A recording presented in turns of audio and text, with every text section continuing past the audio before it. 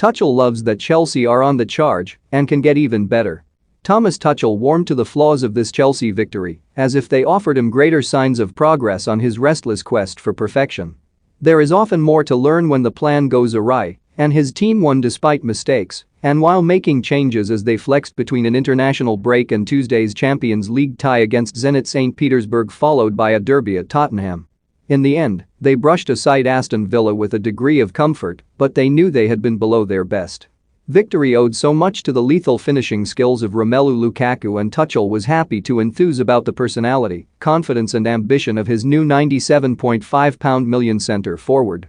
Lukaku scored twice, and, with him in form like this, Chelsea can ride bumps in the road as the boss tinkers, working with his lavish squad, settling players into different roles and helping the regulars to recharge.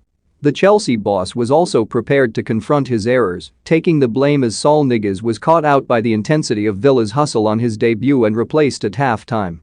"I thought before he loses more confidence it was maybe better to take him off," said Tuchel, who also demanded more from Callum Hudson-Odoi, deployed as a wing-back on his first start since April. "I know it's not his favorite position, but I think he can play this position and serve the team when necessary.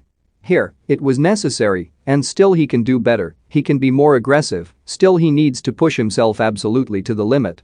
This is what he does in training, and he needs to overcome this gap to fight for his place.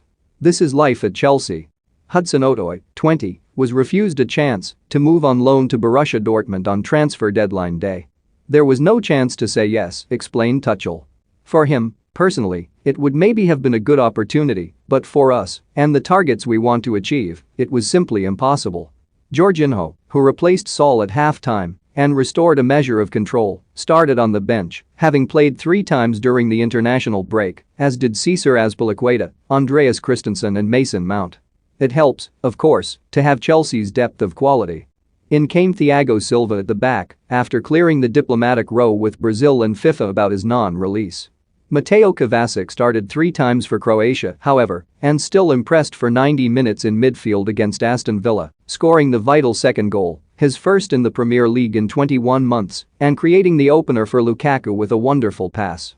"With players like Romelu you understand the movement," said Kovacic. "He made a great move and the ball in the end was good and we scored a perfect goal, so it is amazing to have such a big player in our squad. He is a great character, a great addition."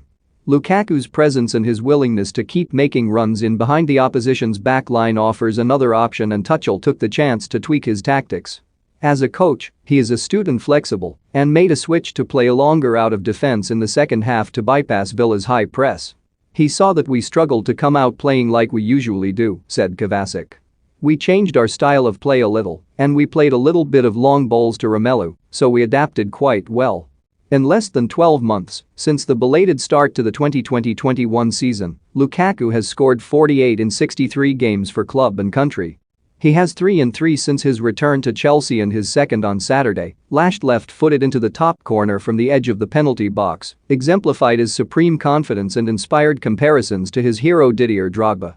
"I couldn't care less, to be honest," was Tuchel's retort when asked if thought he might outscore Cristiano Ronaldo at Manchester United. "As long as Lukaku scores for us. He was decisive, and that's what we are looking for. He wants to help the team with his goals. He wants to score